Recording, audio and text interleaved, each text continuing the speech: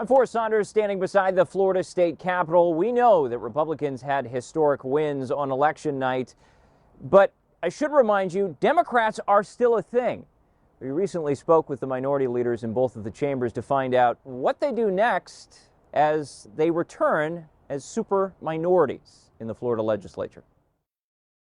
After officially getting tapped as the next Senate minority leader last month, if you don't have pride of authorship here, you can get a lot done. Senator Jason Pizzo expected a more moderate focus from his caucus next session. I'm the leader now, but I'm not going to be super sexy and popular to the far left. I'm not, because it's not just agreeing with particular issues or particular positions. I think more of it has to do with I just want everybody to focus right here, right now. The leader thinks right now Florida's affordability is the top issue, right or left.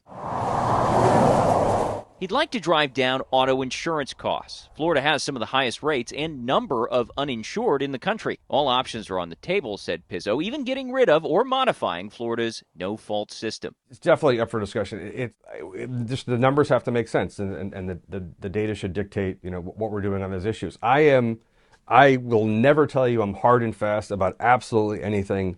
Only about pizza and pasta. Other than that, new guardrails to limit exorbitant repair cost assessments for condos, finding new ways to deregulate the state, trimming the budget, and keeping calm in the face of some GOP proposals. We've done the red meat playbook, I think, on a number of issues. My concern about continuing to do that, though, is it also consumes our capacity on the other side by being so reactive to these things. A couple of years ago at the end of one session, I think you might have even asked me, how do you think this session went? I go, I don't know.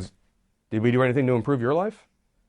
It's a rhetorical question. The answer is no. And I have hope and faith that this is going to be the time to do those things. Across the hall, House Minority Leader Fentress Driscoll faces the largest Republican majority in Florida House history. That's after one of her members flipped to the GOP earlier this week. How can we deliver for them on health care? How can we find bipartisan solutions in the area of property insurance and public education? These are the things that we're excited to get to work on. And if we have to do that with one fewer member, so be it. Her goals also all about affordability, expanding Medicaid, more work on property insurance, restoring Florida's affordable housing fund to its near $500 million size, and create incentives to build more. Let's start doing our job, which is to incentivize the building of affordable housing throughout the state. If there's more supply and more inventory, that will help prices to come down. And that's a critical role that the state can play right now. She, too, was optimistic about the next session and the new House and Senate leaders, but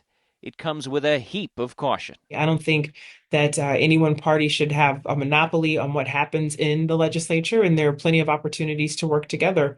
So, I hope that this is the term where we actually get to do that. Whether or not Democrats get a real say at the table, it's all up to the leadership. You've got the new House Speaker Danny Perez and Senate President Ben Albritton, who are going to be controlling the levers of power in the legislature as we get closer to March 4th. And that, of course, is when the gavel drops on the 60-day lawmaking session. That's the latest out here at the state capitol. I'm Forrest Saunders reporting.